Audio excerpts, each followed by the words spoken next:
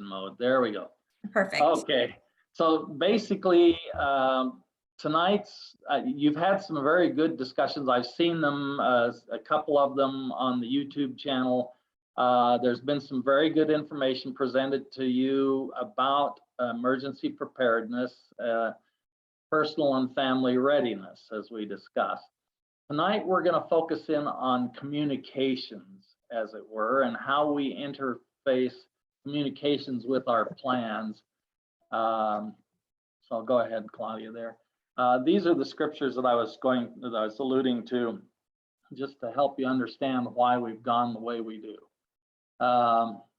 First off, from Proverbs, wisdom is the principal thing. Therefore, get wisdom, and with all thy getting, get understanding.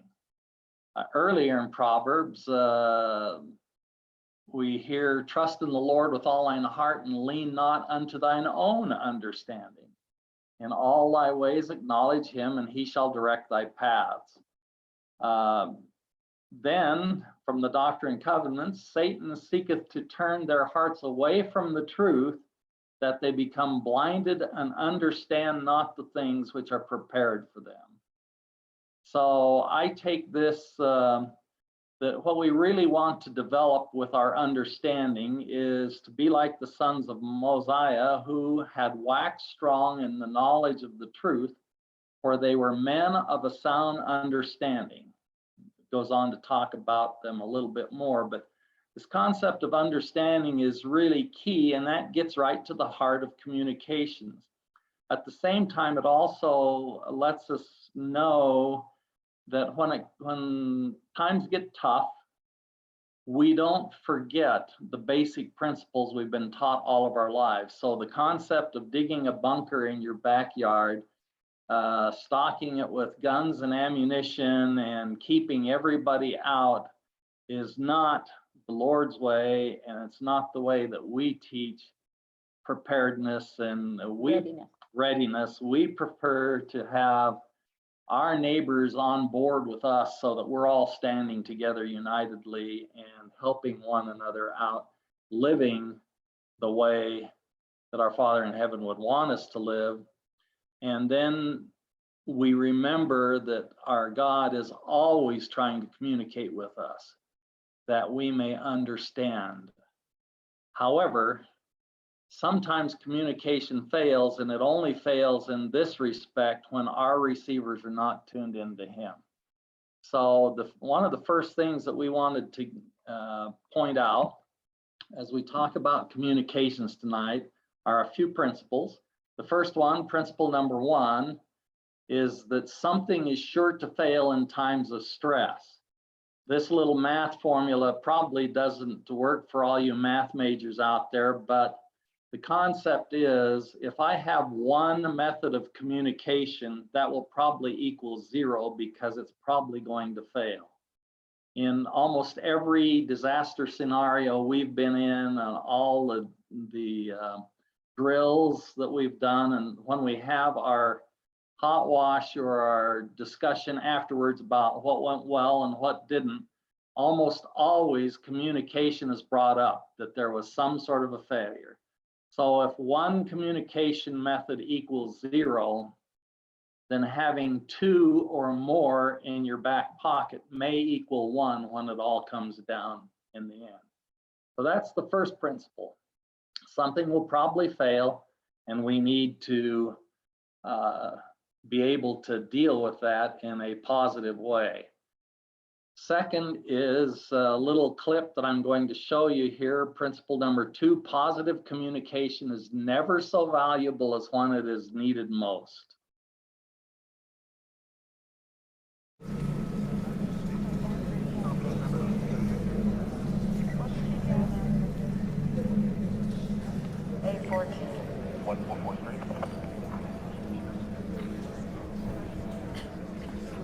Did you go to the schoolyard? Calm down, please. Where did you look? We can make a plan somehow. If I just. He's a smart boy, and he's gonna be okay. Just okay. Try to call him again. There's no reception. Everything is down. Try. I can't. Try already. Nothing's working. Well, just everything's try. down. Do you think he's on his way? okay? Laura, Please tell me he's okay. I need you to calm down. What? It's my baby.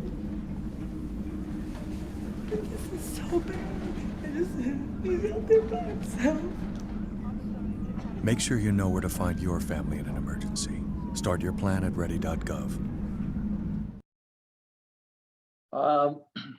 This really says it all pretty much for itself, but when things go bad and we want to get a hold of our family, we need to be able to do that. And sometimes we don't have multiple methods in place. And so this just points out how valuable good communication is when we really need it.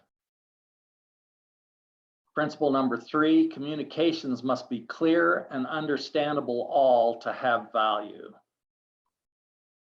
Das hier ist mein Sektor. Das hier ist das wichtigste Gerät des Küstenwächters. Das Gerät und das Gerät. Überlebensradar.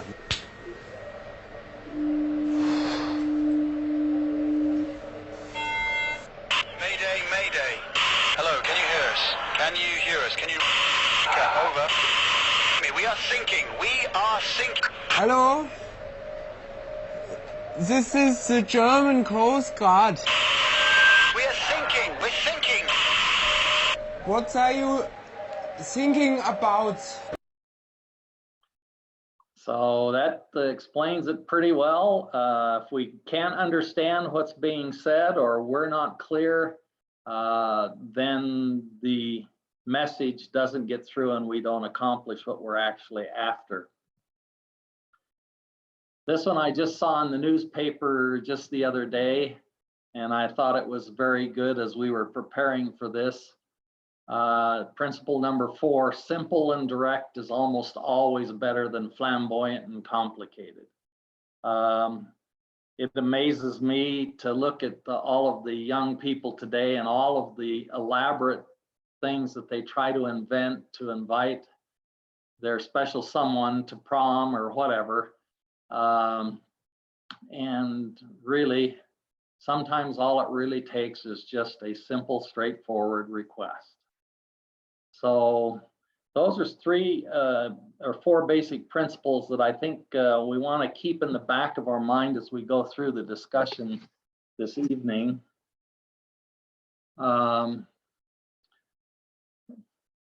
First of all, I think it's important for us to try and discuss a little bit here about what we're trying to communicate, especially in troubled situations.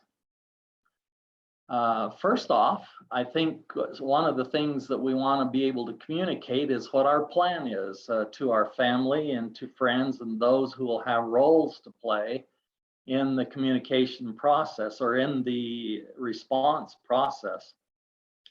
So we need to be able to communicate those things in a specific and straightforward way. We are retired. We have a lot of grandkids who come and visit us, and from time to time, we were concerned that we had created an escape plan for our home, but we didn't know that our kids or our grandchildren knew what that plan was and what the alternate escape routes would be. So it became apparent to us that we needed to create something in writing so that we could post it in their room so that they would know. That way we don't have to teach them the principles every time they show up. Another thing that we're going to try and communicate in times of stress is to let all of our extended family, church leaders, others know our status and let them know that we're healthy or safe or that we need help. And so that's a very important thing that we're going to be trying to communicate in a tough situation. We're going to want to connect with missing or separated family members and friends like you saw in that video. We want to be able to find them. We want them to know how to find us. And so having a plan in place helps that process. We want to determine the general event conditions. We may want to know if it's a storm, how long it's going to last, what other events are going to be happening. or what are happening. If it was an earthquake, that is a great situation that creates a lot of cascading events that are not directly related to the earthquake, but kind of exacerbate the situation. And so we want to be able to keep up with what's going on in the community around us and know how to respond. And census, then we search help groups. Okay, so answer a question, trending announcements. Where do you get asked the question? That's interesting. Okay, was that somebody that was unmuted or what? Was there a question there? No, somebody just unmuted. Okay, all right. So another thing that we're going to try and communicate during tough times is we want to be able to get direction from our church leaders and from government leaders as to what needs to be done and what we should be doing to help out. So that's another communication avenue that needs to be open. And we also want to obtain information to facilitate immediate response or long-term recovery. So we want to be able to report to those who can help situations where people need additional help and those kinds of things. In floods, we may want to be able to tell them about their insurance and how to activate insurance. And a lot of times, depending on where you live, you may not have flood insurance. So those are things that we're going to want to be able to get the message out to our friends and neighbors as we go ahead and move along. So the question then becomes, what communication methods can we use? And we have come up with a list of 8 things, and I'm going to go through them now for you. First one is voice service via landlines, a regular old telephone system. The second one is voice service via cellular phone. Internet communications, including email, social media, and internet telephony. Text messaging via cell phones or other text methods. Amateur radio, use either ham or GMRS and FRS radios. Personal contact, that's what we sometimes call sneaker net, foot traffic, how we're going to get out and contact people personally. Written and printed plans, and one-way communication via radio or TV. Those are some basic methods that we have to consider as we're creating our own individual family plans. And remember this, when we're talking about family readiness, family or personal readiness, we're talking about things that are personal or endemic to you and you alone. They may be common with some of your neighbors and friends, but you need to determine what is the best method for you and your expected situation. And so knowing all of these various methods is very important, and we'll spend a little bit of time now going through each of these and identifying some of the advantages and disadvantages of each so that you can weigh their value.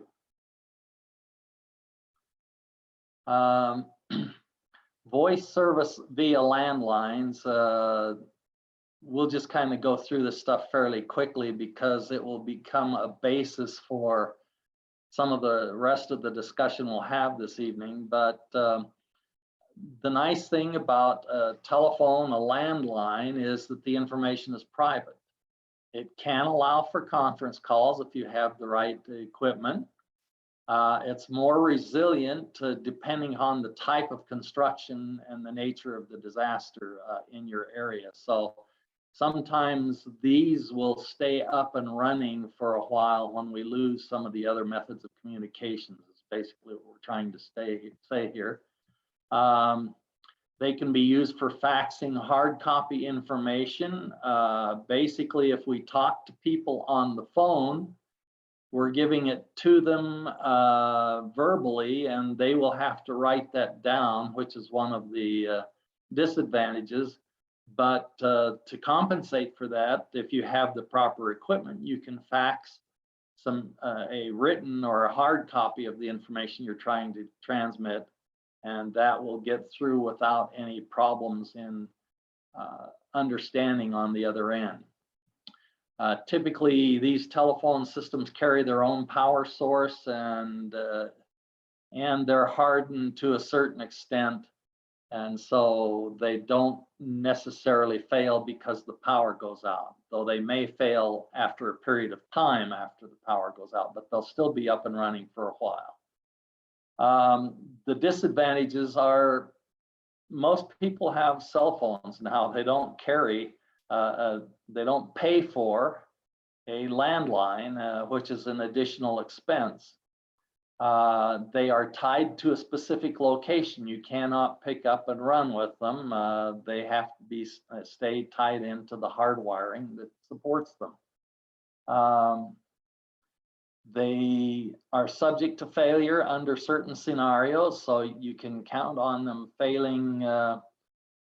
In severe windstorms, literally the overhead lines can be blown down, and severe earthquakes, if they're buried lines, they can be damaged and ruptured in that way and fail.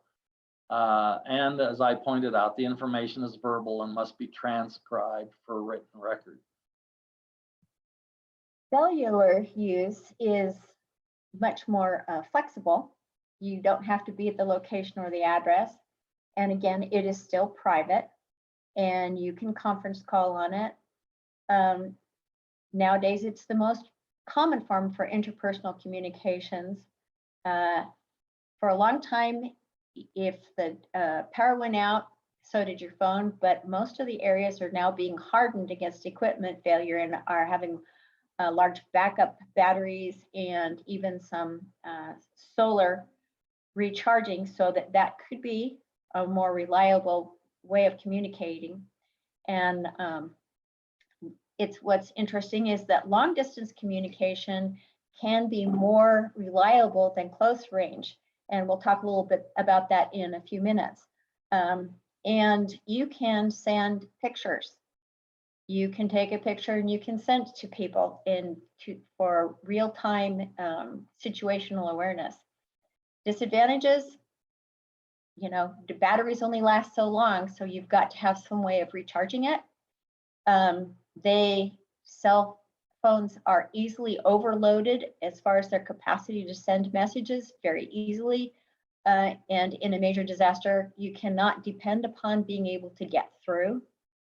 And in some cases, they will be shut off by the provider during some disaster situations. And we can talk a little bit about that in a minute as well. The information is verbal again and must be transcribed for written record, and which has a large potential for errors. Text messaging, still available if voice protocols are overwhelmed, can be directed, which is interesting. The last thing to go and the first thing to come back is text messaging. You may not get it as quickly as you're used to, but many times text messaging will go through. It can be directed to specific recipients. So again, it's a private form of communication. And this is a way to document and make sure of the communications on your device. Again, have to be able to recharge that. And again, it can be shut down, and you may be limited by the message size that you can send. And pictures, you can send pictures. Again, that's not a disadvantage. Obviously, that's an advantage. Internet communications. Emails can be directed and provide security and privacy of the message. Social media, however, can provide the postings to messages to a broad spectrum of people. It can give you a good picture of what's going on in the affected community. And emergency services monitor these sites to obtain current status information and provide community direction. Again, we'll talk a little bit more about that. The disadvantages are some social media walls are not private and can be seen by many, so you really have to be careful what you post. Use of these platforms will require a backup power source or equipment to recharge batteries. Again, you're worried about your power. Some platforms limit message size, and remember, whatever you post can't be called back. It is now out there forever. And not all information on the internet is true. Are we surprised? You get the uninformed people. You get secondhand information. It's kind of like playing telephone. It kind of gets bigger and better, or bigger and worse as it goes along. People start putting in their own opinions. And there are those out there who are just wanting to cause problems. Amateur radio is the most commonly acceptable method for emergency communications. That is, for many, many years, that has been the backup situation to handle most emergency type situations. Most licensed operators are serious about it. They take a lot of training. They know how to deal with it. In fact, they practice most of them practice regularly on how to use their equipment during emergency situations. So very positive in that regard. Some written files can be sent on air, but it requires special equipment. You have to have special attachments to your ham radio setups, and you have to have supporting software at both ends in order to send emails and those kinds of things over it. These are not connected to a power or communications grid, so that's the reason they have been widely accepted for emergency uses. They sit on their own platforms and operate independently. Some of the disadvantages is that it requires an FCC license in order to use amateur radio. The communications are not private. They can be listened to by anyone out there in the community. And so you have to be very careful about what you say and make certain that you're not giving out personal or information that you would rather not be seen by the rest of the world. Sometimes it's difficult to coordinate when you need to be on the radio. It's not something that they're just going to, sometimes they will just sit there on an ongoing basis, but in some situations, you may have to set up in a plan format timing as to when people can get on and what frequencies they're going to use. Most communications are verbal, and so they have to be transcribed to obtain a written record. And in emergency situations, you always want a written record of everything that went on. The base starting point to get an amateur radio license is technician level. And the problem with technician level is that there are only a couple of radio bands that they're allowed to use. And typically they are shorter range, mostly line of sight. And therefore, the stories about contacting your friend in Australia are not technician level operators. They also require an alternative power source, and you have to be able to recharge the batteries during long-term power outages. So those are the disadvantages. There's another radio setup out there available. It's FRS and GMRS. FRS requires no license to operate. It's on very specific bands that you can operate there, but that's an advantage. Most anyone can purchase an FRS radio at your local box store, and sometimes they're called walkie-talkies. Yeah. So that's those. GMRS is can sometimes be on the same radios, the bands that they allow. They do allow for higher transmission powers, which allows for greater distance in transmission.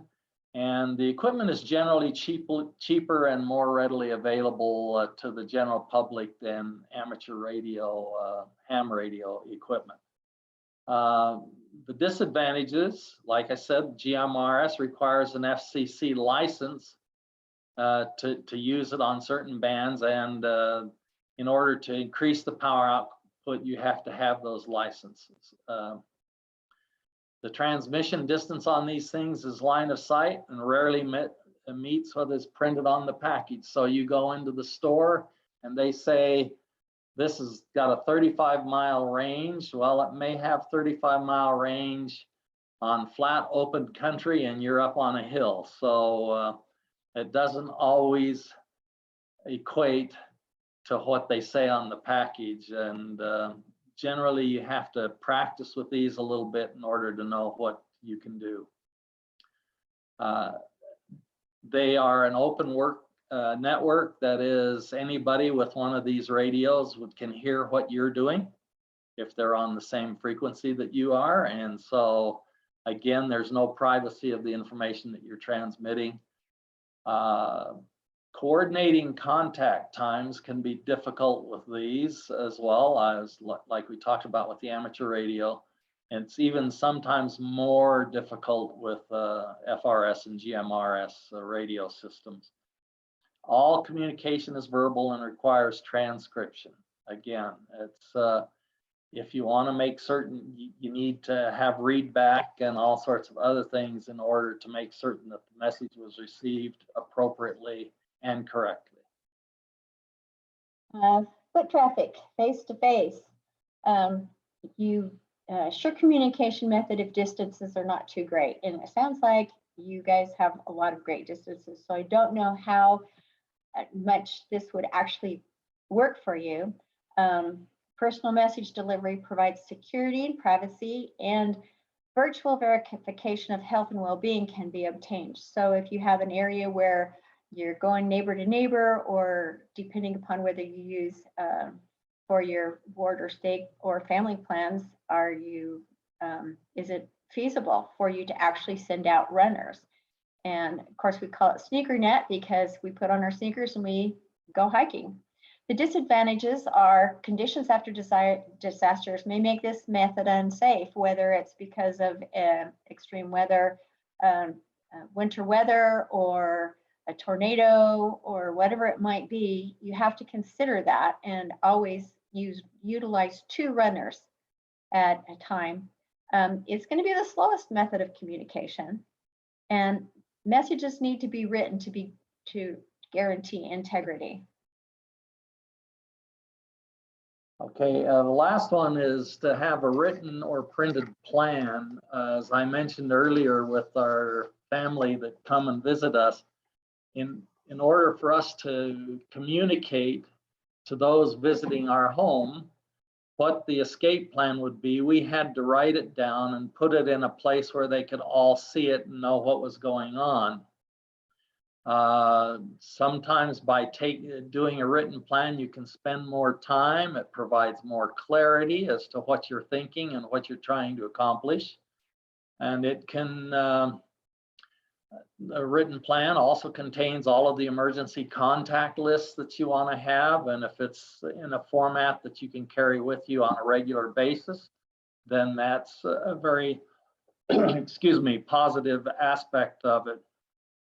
If you don't have your cell phone, but you're able to get to someone else's cell phone, having it written down helps you to remember those phone numbers that you've got trapped in your personal cell phone.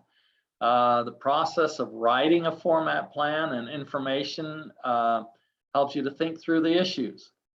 Sometimes when you sit down and write these things out, you have to think through it. And you have to, and that will help you to really identify some potential hazards or failure points in your plan. It can contain home inventory lists for insurance purposes. So written plan is very solid and very valuable. The disadvantages are that it may not be present when the disaster strikes. If it's a big enough plan, you don't carry it around in your hip pocket all the time. So being able to have access to it when disaster strikes may be a disadvantage. It may be something that you want to consider if you're going to use this. It needs to be updated regularly to maintain its value. People move, phone numbers change, all sorts of things happen that require us to change our plans on a periodic basis. And we need to, it needs to be protected to maintain security of personal information. I have a written plan. I have only put certain things in for our children's use if anything were to happen to Claudia and I, and they had to come in and figure out what was going on in our lives. However, I don't want the world to get a hold of the plan and know all of my bank account numbers and all of those kinds of things. So I had to figure out a way to just identify generally what we had and then provide an alternative method for our kids to get the information that they need in order to take care of our estate, as it were. So that's a disadvantage there. One-way communication, that would be radio and TV. And the advantages there is that it's a good source of official information. Almost every area in the country, every Office of Emergency Management has a deal worked out with certain radio and television stations to be the official purveyor of sanctioned information for your area. And so knowing what those stations are and being able to tune into them will get you emergency information. One of the important things here is that if you have to evacuate, most emergency management offices have all of the evacuation routes all worked out, but they don't publish them because if it was a matter of terrorism, they wouldn't want the terrorists to know how to block and stop everything. So they wait until the situation is upon us, and then they broadcast on these official sources how to get out of an area. And so having that is going to help us figure out what to do. Hand crank radios can be recharged easily, and so having one of those available is a very positive thing. It's not a two-way communication source, so you can't use it for that. And there are some stations that may have problems transmitting throughout the event because of power outages and other things like that, or damage to their transmission towers. Not all information will be vetted for accuracy and truth. That is to say, excuse me, let me take a sip here. That is to say that sometimes news people try to get a jump on what's going on, and they broadcast things that they're hearing, and it may not be vetted yet. It may not be totally accurate. So you want to find out which station is the official source and tune into that. And battery operated units will need new batteries or recharging methods. That's the reason for having a hand cranked one. Okay, communication issues and family readiness plans. There are several types of. We want to, Heidi, maybe we want to check here and see if anyone has any questions about any of those things before we move on and start talking about how we might use those in our actual planning. Feel free to put it in the chat or unmute and ask any questions if you have any. Sounds like we've already bored them to death. Okay, there are several types of family plans that we'll kind of briefly go over. Family home escape plans. This is the immediate escape from your home, most likely due to a home fire. Does everyone know what the smoke alarm sounds like? We need to test it periodically, and especially with small children. They need to know what the sound means without having them be afraid. So again, this is part of the readiness part of this, is getting your family ready so that they aren't as, it's still going to be a heart thumping up, time in their life, but at least they know what it is. It's not a surprise for them, and they will be less frightened. And where will your family meet?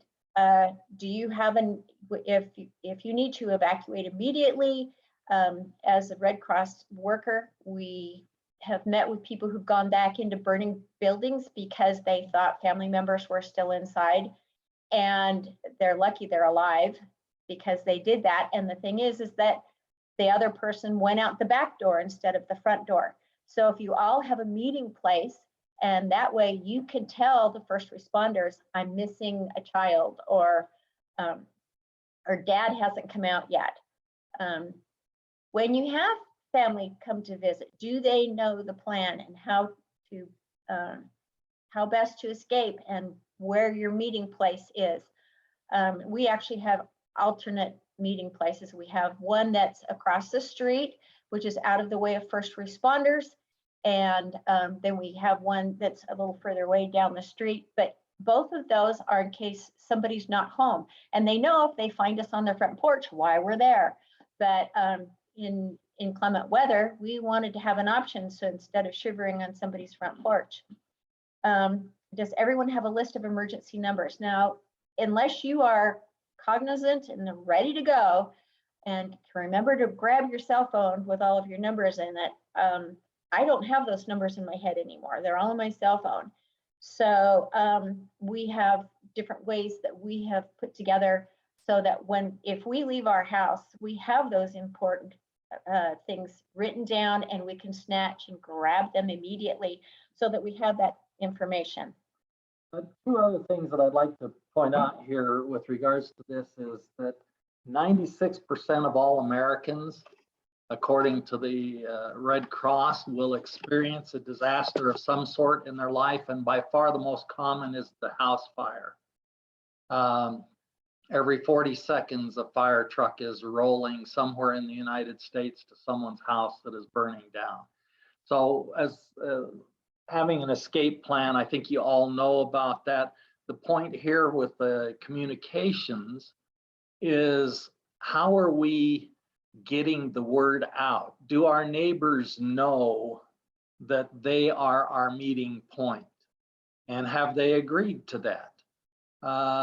That's a communication effort that must be made in advance. Communicating the escape routes that we've got to get that information into their hearts and into their minds. They've got to understand, as we talked about at the very beginning, what we're trying to communicate. And so keep in mind that all of us probably are going to face some sort of a disaster or an emergency at some point in our lives. And even if we have a plan, we need to let others know. And we need to practice them. That's the best way to integrate that into our lives and help us so that we will, if we're prepared, we will not fare. We will be kind of scared, but at the end, we will all be together. Okay, communication issues and family readiness plans, the neighborhood evacuation plans or natural disasters. This is where you actually leave your home and the area. Or something is coming in. Do you have an out-of-area contact? The reason this is important is that we're not expecting you to drive from where you are halfway across the country to meet up with your out-of-state contact. But in the communications arena, your cell phone locally will probably be overwhelmed, and yet your communication can get out to your out-of-state contact. We were involved in a power outage in Southern California that was to last 3 days, and we have children all over the city and my elderly mother, who was had some special needs, and trying to get to talk to any of them was a challenge. And yet I was able to get my brother, who is our out-of-state contact, I could call him and they could call him, so that it's a way of making sure your family is okay, and that you can communicate that you are okay to your family members. If you're separated, where are we going to meet? If they cannot get there immediately, do you have an out of the area place to meet, where everybody, if your kids are in school, college, whatever, if they know where you're ultimately going to end up, they at least you can end up together at the same spot eventually. Does everyone know what to take with them in case of general evacuation? We could do a whole presentation just on that. But the best way to do that is to make a list of the things that are most important, those things that cannot be replaced beyond your children and pets and things, and post those on the backs of doors or closets or wherever, and have those prioritized, and delegate who's going to grab those things and to put them in the car. The other thing is you need to make sure that whatever vehicles you have made sure that you've left room for everybody else that needs to get in there. We had a friend who had a wildfire coming her way. She had a great plan. She loaded up her car, was all full. She turned around, and her 2 fur babies, she had 2 standard poodles, and there was no room in the car for them. She had forgotten to incorporate that in her plan. So she took out her list of her things she'd loaded into her car, and left it on the curb, put her dogs in the car, drove off, and watched her house burn down in the rearview mirror. So when you do your plans, make sure you make room for all of your family. Okay. Does everyone have a list of emergency numbers written down as well in cell phones? Have them carry it in their wallet or backpacks or whatever. Again, you don't want to put specific personal information that you don't want others to know, but they need to have some opportunities. And this will also help first responders if for some reason they are separated from the rest of us. FEMA.gov and the Red Cross websites actually have some very good cards that you can just type all the information in, fold them up, and they fold down to wallet size. And so you can go online and you can get those and have that communication at your ready when you need it.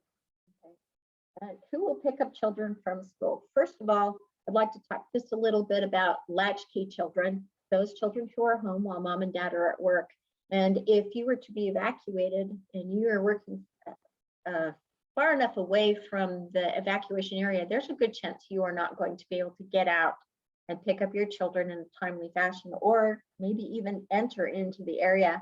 So it's always good to have a backup plan, again, the plan, to make sure that your neighbors who may be home know that your children are there or could be there, and make sure that they'll make room in their cars for them. You don't want your children left behind.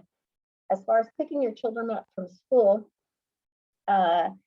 unless they know that they're the ones that were picked, we gave a presentation to a group at once, and we talked about this, and we asked a lady, and she said, well, I'm going to have my neighbor here. She's going to pick up my kids while I'm at work. And the neighbor turned to her and said, I didn't know that. And then we turned to a school official and we said, can she pick up those children? And she goes, not unless she's got a release on file. So make sure when you're making your plans and you want your children with you, and that your neighbors know your plan and where you're going to ultimately end up, and that everybody has contact numbers. That's how you will be able to get back with your family. And you can see the line of communication there could be, several people that need to all know the same information. Okay, what are your non-emergency family what are your non-emergency family activities that could require special communication efforts? You know, the odds of you really going through a tornado or a major flood or something like that are not as great, even, you know, as a house fire or something. However, there are opportunities in real life that we have all the time that we could utilize communication methods. And so it's always good to, you know, when you're hiking, hunting, jogging, amusement parks, sporting events, how often do we pick up our phone when we're at the Walmart or whatever big box stores you have there and go, where are you? So that you can get back together again. And so think beyond the major emergency. An emergency is local or personal, and it starts there and gets bigger. So an emergency for you may not be an emergency for me, but if you can't find your family or your child, that's an emergency. What would be so as you're thinking through this, I'd like you to think about what would your primary method of communication be, that first one, and what is your backup plan, and the one after that, and the one after that. Does every member of your family have access to your method, and do they know how to operate or who will call? There's, you know, have some kind of a decision process on that. And is it common practice to tell other family members where you're going and when you expect to return? It should be. Do you call and notify family members when those plans change? Absolutely. Absolutely. Okay.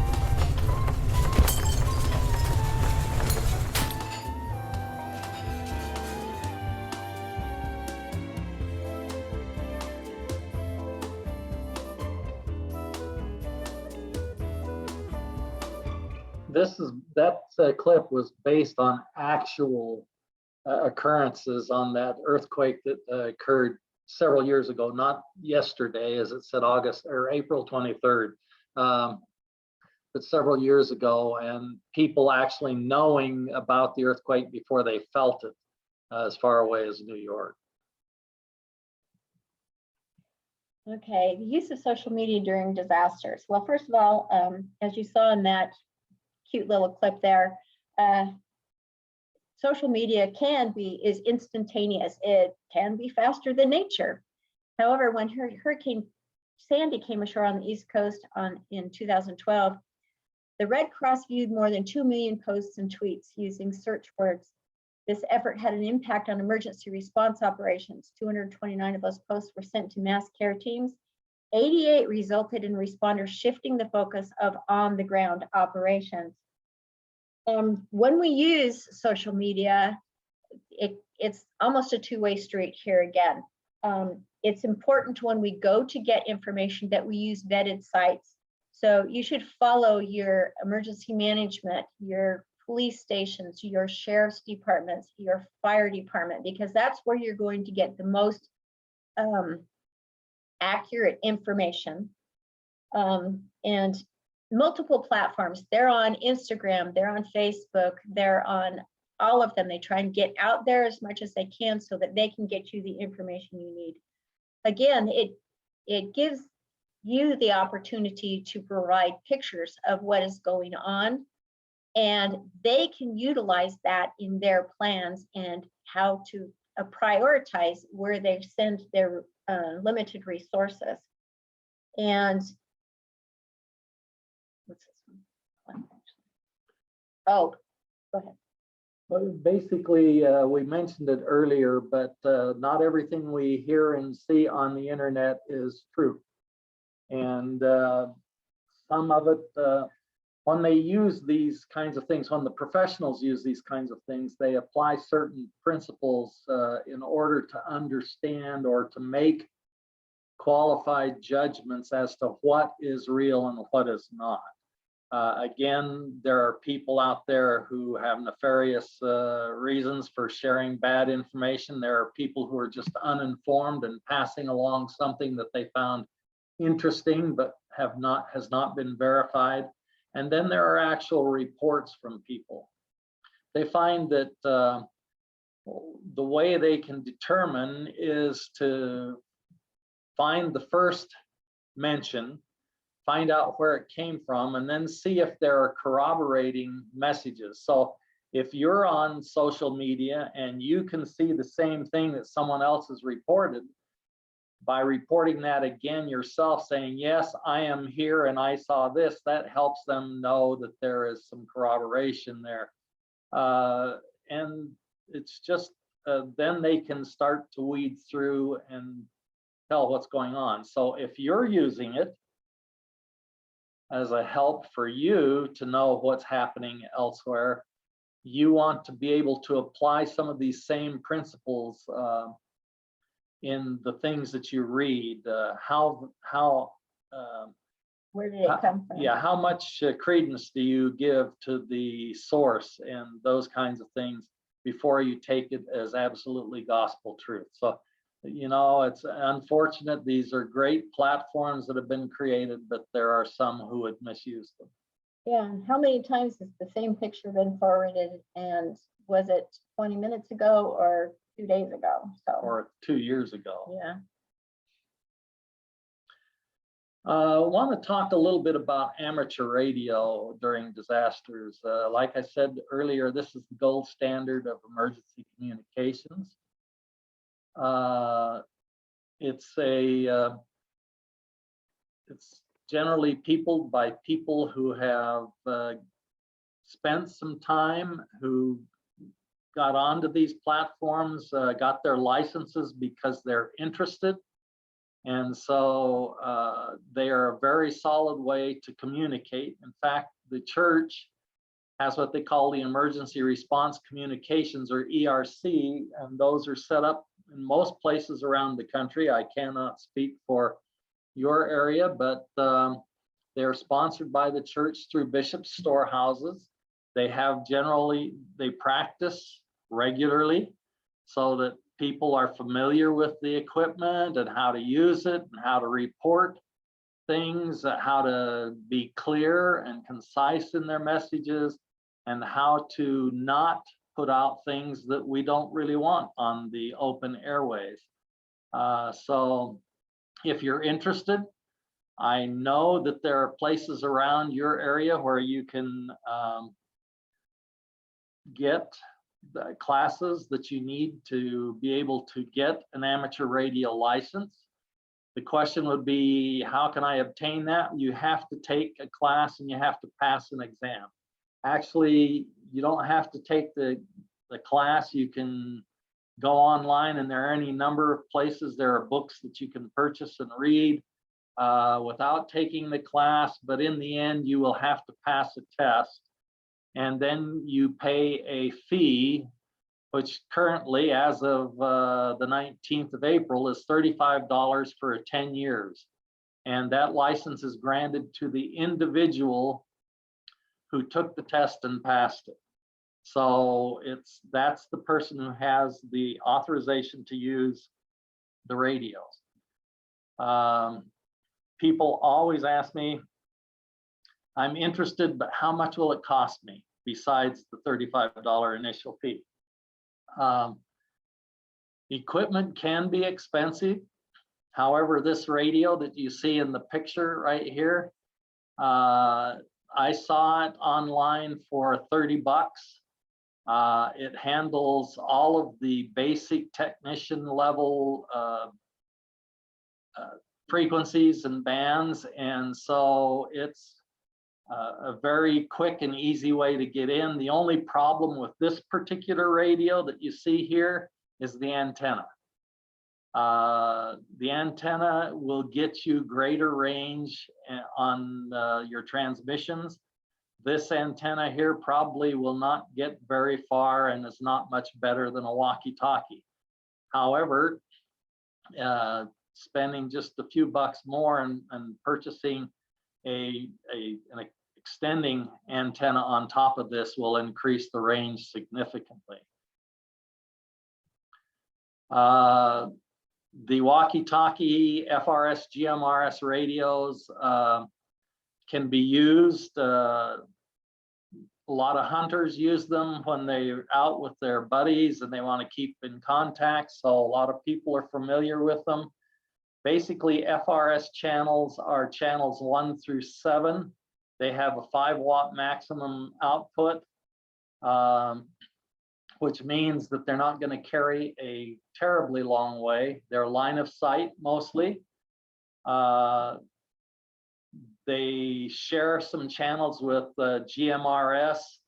FRS and GMRS use channels 8 through 14, but you can see they're only 500 milliwatts, so they're not as powerful on those bands, and therefore and FRS can only use it to that level. If you have a GMRS license, you can actually up the power outage, power output on those and get better distance.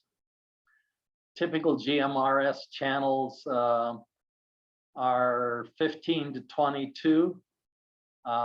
They have a 50-watt maximum. You can see that that's 10 times better than the FRS channels, and you'll get better distance. However, GMRS requires a license. There's no test required. You just go to the FCC and you purchase it. Its costs right now, as of April the 19th, they just changed their fee structure. It's $35 for a 10-year license. It used to be $70 for lifetime. It's now $35 for a 10-year license, and that covers the whole family. So anyone in your family can use that under that license. They don't need to be singularly approved. Equipment costs on this stuff, it depends on what you want to use it for. And this is where you've kind of got to look at your plans, and if you're going to use this as a means of communication, you kind of have to look at what you're trying to accomplish, how far you may have to go. Our stake uses those as interconnection between buildings.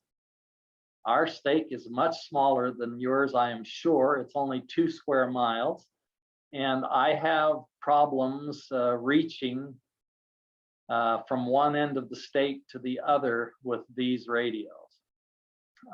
So they have their limitations. It depends on what's in between you and where you're trying to speak to. And the better the radio, the better the distance and the better the transmission. Costs on that can run in the same range as that Baofeng radio, that amateur radio that we showed you on the last one. Generally, however you need to purchase, if you're going to use them for family communications, you may want to purchase multiples so that you can put one in each car or whatever you're going to do, or if you're going out hiking, that each member of the family that's hiking with you has their own in case they get separated. So that will increase the cost, though the cost of an individual radio is not that significant. And these, both the amateur radio and the FRS GMRS radios, you need to practice. For the amateur radios, it's hard to push the button to talk at first, and so you need to get used to using it. On the FRS and GMRS radios, they are a little more difficult to program because you have 2 settings there. It says there's both a channel and a privacy code to operate it, and so play with it. Take them with you so that you have, your family knows how to utilize those.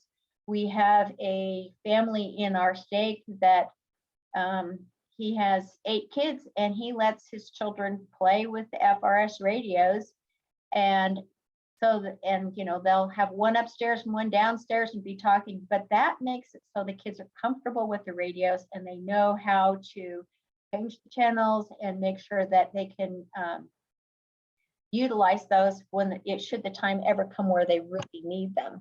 Right, on the channels, what she was talking about, those privacy channels, make it so that anyone who's on channel 1 can hear anything that's broadcast over channel 1, but they cannot broadcast to them unless they're on the same privacy channel.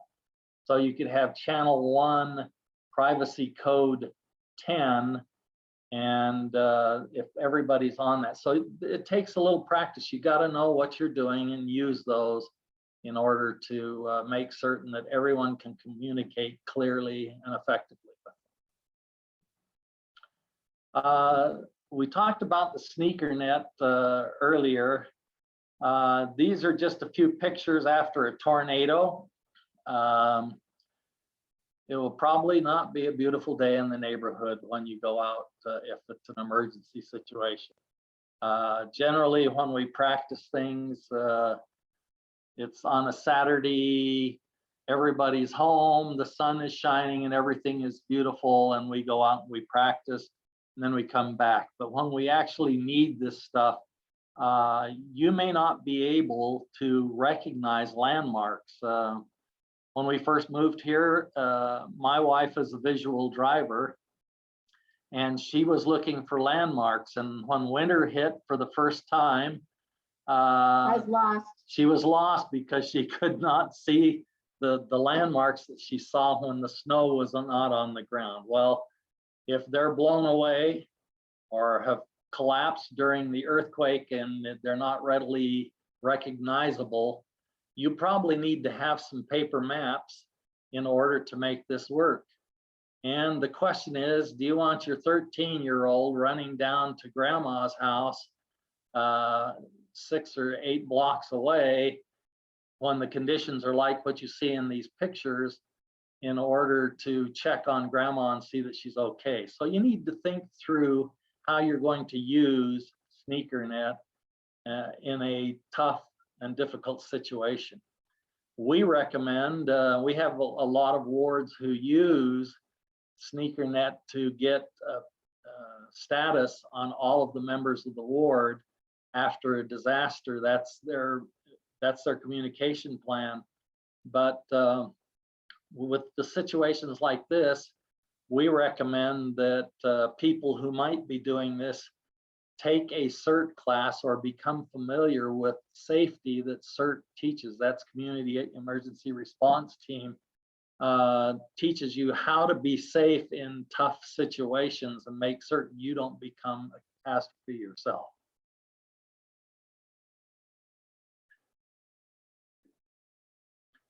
Basically, what we've covered this evening are some things about general communications as they relate to emergency or personal situations that we're going to face. Communication is the most often overlooked but most critical to success for any involved with any type of emergency situation. It never fails when we have a system discussion afterwards that somebody says that our communication failed and we had to change on the fly. And so it will happen. But sometimes when we write our own personal plans, we don't think through communications. There's lots of information out there. You can all go online. You can go to ready.gov, redcross.org, find all sorts of things about how to create a plan, but you have to incorporate communications in there. Always plan for failure of the primary method. It may not, and then everything is good and we're all happy. But when it does fail, then it's panic time unless we've taken care of and created alternative methods in our plan. We need to take time and think through the types of disasters that we're going to possibly face. If it's a personal house fire, or if it's a flood, or other earthquakes or tornadoes, any of those things, we need to consider what could happen. And not just the initial thing. Like I mentioned with earthquakes, they create all sorts of other cascading events like fires because gas lines are broken or power lines are down. And so all of those things cascade upon the initial event and create greater problems for us to deal with. So taking the time to think through a situation that you might face in your area, and then determining what of all of these communication platforms that we've talked about this evening are going to help you to have the most success in implementing those plans and making certain that they all work is increasingly important. The best platforms will vary from situation to situation. So having one platform and say that's going to be our primary may not work in certain situations. You may have to use a different platform for different kinds of situations that you might face, just because of the nature of them. So thinking through it and determining what is going to be best, and then don't get stuck on one thing. Be flexible. We need to always be careful of sensitive information. If you send out people in your ward to find out how the other ward members or how your neighbors are doing, and you find someone who is severely injured or who has passed away as a result of the incident, you don't want to be putting that out on amateur radio. So you need to discuss and have a way of reporting that kind of serious information without making it public information. So those are things that we want to consider. Sometimes for the bishops and all, and we'll talk more about this when we talk about creating our ward plans and state plans, but sometimes we need to maybe even create messages that just need to be filled in for the specific situation. Like if a flood is coming and the emergency management department in your area says all of the people in our ward area, they're not going to call it that, but they'll identify the area. But if all of the people in your ward have to be evacuated, panic is going to set in. And if you want to get the message out, having it pre-written so that all you have to do is fill in the specifics of that situation and then send it out via the church communication systems, that is a very positive communication plan for that kind of a situation. And then work and plan as a team. That's not just your ward and state, that's your family. If you sit down and say, oh, I know what we're going to do. We're all going to go to this place when a fire happens, and we haven't told anyone, we haven't communicated that information, we haven't included anyone else in that plan. It's not a plan. So if you have an out-of-state contact, make sure all of your family knows who it is, they have the number, and your out-of-state contact knows they are the out-of-state contact. Hopefully this has helped a little bit with your consideration of communications. It's crucial, it's critical, always fails, always, and hopefully you'll give it a little bit more thought as you make other plans going ahead. So we'll take questions now. Go back to the main platform. So any thoughts or comments or questions that you have? Feel free to go ahead and unmute and ask your question or write it in the chat. Did we overwhelm you guys? I actually, while they're thinking, you had shared with me, go ahead and turn this on. You had shared with me about the Paradise fires and that there were 2 wards that were affected. Tell me about that. Tell us about that situation.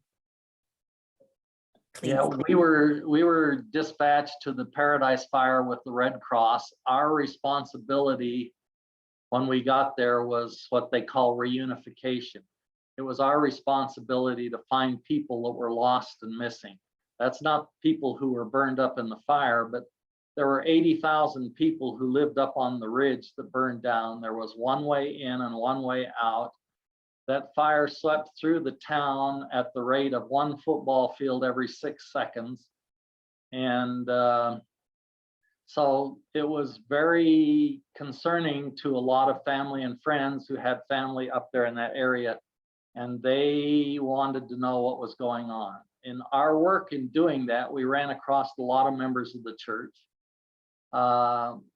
We were told that of the 2 wards that were up in that area. You need to understand that all these people came down off the mountain and they disappeared into the community.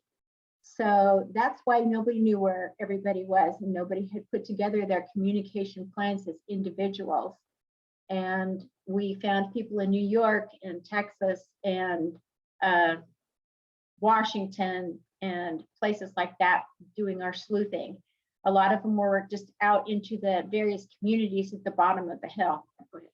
So basically, one of the bishops up there, as he's driving to work, he's looking in his rearview mirror and he sees the fire coming up over the hill. He calls his wife and says, "Get the word out. We need to get our people out of here. It's coming." And that was a positive communication thing because it got out to the members of the ward quickly. They had created a plan in their stake as to how they would find out, and in their wards, how they would find out where all of their people were at.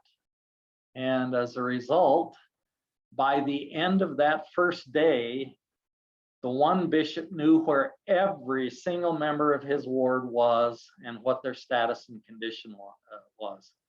And he was able to report that to the church authorities because they were asking him. The other bishop had to wait until the next morning to find the last couple. But that was an amazing situation because of the planning that they had done in advance. And when we get into the May the 22nd presentation, we'll probably share a little bit more about how they did that so that they were able to get that information. But it was a miracle in my mind. We were looking as Red Cross people, most of the people that we were assigned to try and find were in their 80s and 90s. We had one that was 100 years old. And when we looked at the information that the family members or the friends that were looking for them provided us, our first thought was they didn't make it. There was no way they got off that mountain. Basically, what happened is that everybody was looking out for everybody else. And so those who were unable to drive themselves, neighbors picked them up. As a result, that 80,000 people up there and that fire raging through there as fast as it came through that town, only 87 people lost their lives. An absolutely amazing situation. And I credit that to the fact that neighbors were looking out for neighbors. The love of Christ was in their hearts, and they were doing the kinds of things that they needed to be doing to look out for each other. So that was a special experience. We get lots of those things as we go out and serve in the communities and meet people at their worst moments. So. Oh, thank you. Question in the chat: How would a cyber attack affect the radio communications you have shared, assuming that the electrical grid is down? A cyber attack presents a really interesting situation. a lot of times they're not looking to, well, it depends upon the nature of the cyber attack. A lot of the cyber situations don't want to shut everything down. They just want to cause havoc and problems with with the communication system. So it's not always shut down, but again, having ways of determining what's real as you're looking at some of the information. In other situations, absolute worst case scenario, an EMP situation, which could take down all of the equipment. Sometimes we need to think about that. And if we really are serious about that, and you're really a hard case prepper, and I hate to use that term, but if you're a hard case prepper, you provide means to protect your communications equipment so that it does not fail, using Faraday cages and things like that. So if you're into emergency response communications, you're probably into creating a Faraday cage to protect your amateur radios and those kinds of things. At the Boston Marathon, all of the cell phones went down. And the reason they went down was because they actually turned them off in case, because it was a terrorist attack. They were concerned that the bombs there may be additional bombs that could be set off by cell phones. So it doesn't have to be just a cyber attack. It could be, it could go down a lot of different ways. And hopefully the government is doing more to harden, which would prevent some of these cyber attacks, or the EMP type of attack, to harden or protect our communications and electrical systems. But those become worst case situations, and they take a little bit of additional situation. Again, what we were talking about is communication is not just calling somebody during the situation, but knowing how you're going to contact someone if all of the other methods fail, and that they know that. So the communication that happens in advance as part of our planning is crucial. So if everything was shut down like that, going to a backup plan, maybe sneaker net, and we're all going to meet at a specific place if something happens. We don't want to turn everybody into doomsday prophets and those kinds of things. But sometimes it just takes a minute or two to say, if we get separated, we'll all meet over here. Another thing is, when we're talking about the family escape or communication plan, is sometimes you're stuck someplace and you need first responders to be able to hear you well. Your voice is going to give out. Another means of communication is just having a whistle. As long as you can breathe, that whistle can blow and somebody can find you. So communication isn't necessarily just a verbal communication. There are ways to put into place, have your, if your kids all have a whistle by their bed on their bedpost, and they'll leave it there, so that if the house alarm goes off, the smoke alarm goes off, have them say, if that sound happens, put this on your neck and start blowing it, because then they know where everybody is. So that's another type of communication you might consider in your family escape plan. All right, not really a question for you, but this, I'm shouting it out to everybody on tonight. Wondering does anybody know if Madison Stake actually has any type of a communication response emergency plan in place?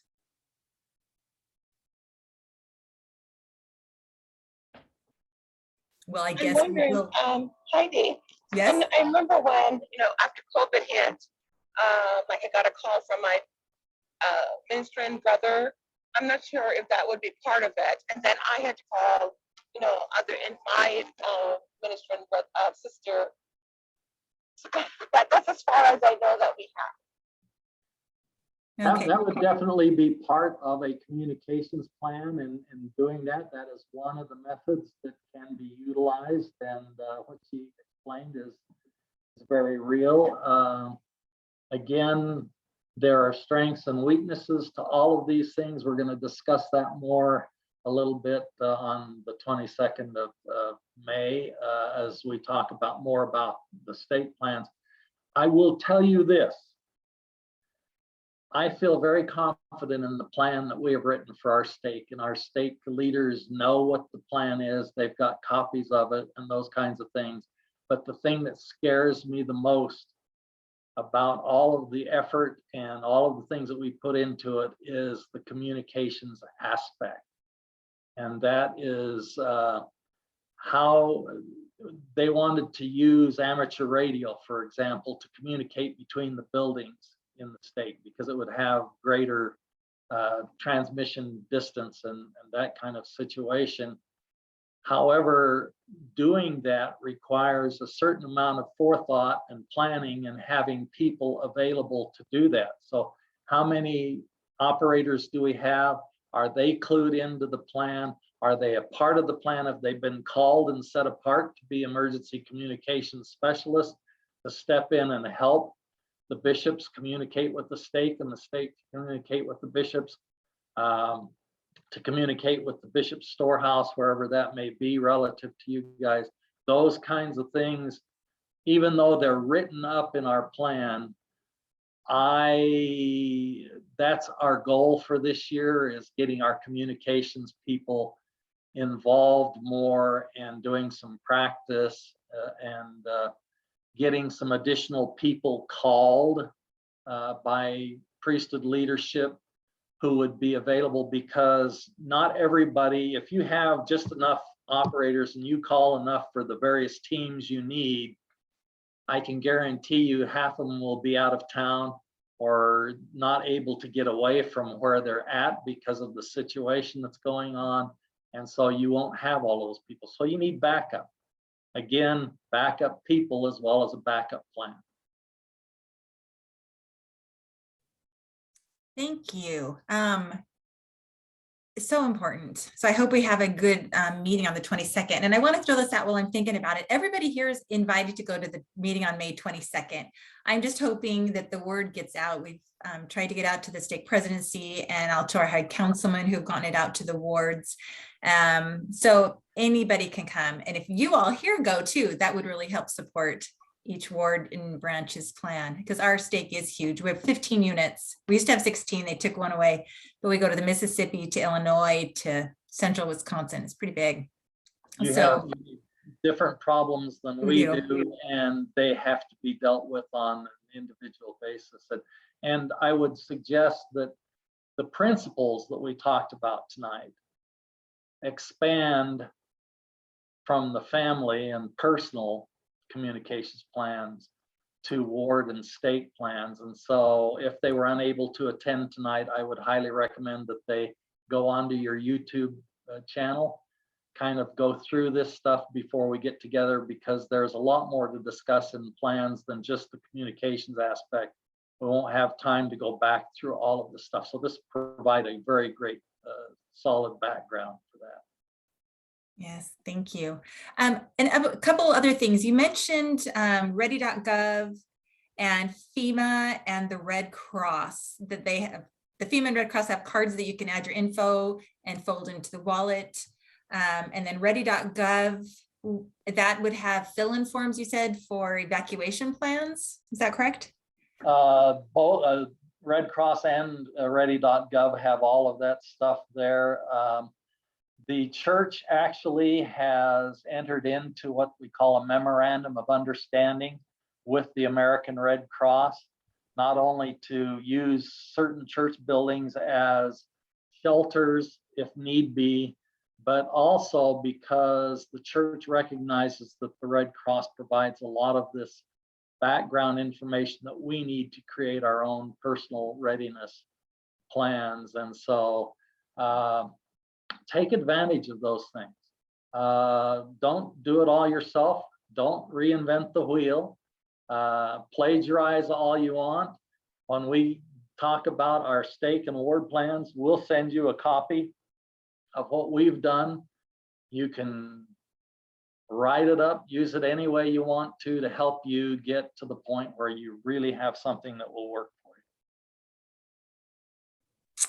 And also along that plan of don't reinvent the wheel, on the YouTube channel in class number 2, Katie Butler taught one about emergency kits and vital documents. So under each video in the description, it says the date and it starts a sentence, and then it says more, ... click on more. And it opens up to a Google Drive with all her documents and other information where you can go and write up those plans. So really important. Thank you for that. She did an excellent job. I watched hers. There's lots of good information there. So go back and review that, and then apply the communications techniques you learned tonight to the things she was talking about. You'll feel much more comfortable about anything that will happen. Perfect. Any other questions? Carol did put a good suggestion about having a black marker in your house. So if you have to evacuate, you write on your house where you're going. And I know in Katie's class, she had taught like a 4-section code that people wrote on houses. I don't remember what it was, but it was really important. Write on your house where you're going so people know. That has good and bad things about it. Do you really want everybody in the world to know that your house is empty? So there are positives and negatives to every communication situation. And so you need to just weigh them out and think about the positives and the negatives before you make a decision as to what you're going to do. There are some areas of the country that have literal situations where you put it in your window or right at the front or somewhere, tell that you're okay. They use color code. So green is we're okay and we're at home. Red is we're here, but we've got injured. And, you know, white may mean we're evacuated. They just stick it in the window. And again, you have to be careful for looters because they're out there. So just weigh the methods in your ward plans. If you can get the word to your ward and they know where you're at, and the bishop and the bishop's council and all of those people know what's going on in your life, and that's part of your communications plan, whether it's with a something in the window or a mark on the building or whatever it is. If you've got that taken care of, then the people who really need to know and who can help the most know what's going on. And speaking of stake and ward level plans, I know on May 22nd, you're going to be doing a stake plan that we could plagiarize and use as a template. Do you also have a unit plan as well to share? Perfect. We do, and we'll make both of them available to you because there are differences. Basically, a ward ministers the plan, the stake administers the plan and makes certain that all goes well, but it comes down to the local unit, the ward, to carry out all of these things. And so there is a difference between ministering and administering, and then the church as a whole will support. And so that's kind of the levels that you're going to get when things go wrong. You know, what it really boils down to is your ward is not prepared unless the individuals are prepared. Individuals and families are the ward, and you are, you know, that's where your preparedness has to start. And then the bishop has something he can utilize. He can utilize talents, he can utilize equipment or whatever it is that he may need for the benefit of everyone. But if everybody sits back and says, well, the church is going to take care of me, guess what? The church is us. And you need to be ready. You need to take care of yourself. And then just like the Lord, do the best you can do, and he will make up the difference. It's not a matter of the Lord's going to come in and take total care of me. We know better than that. We need to be prepared on an individual basis in order, and then the Lord will take care of us from there. And that is perfect ending statements. Thank you so much for joining us tonight and for sharing all your wealth of knowledge, and for the future class too.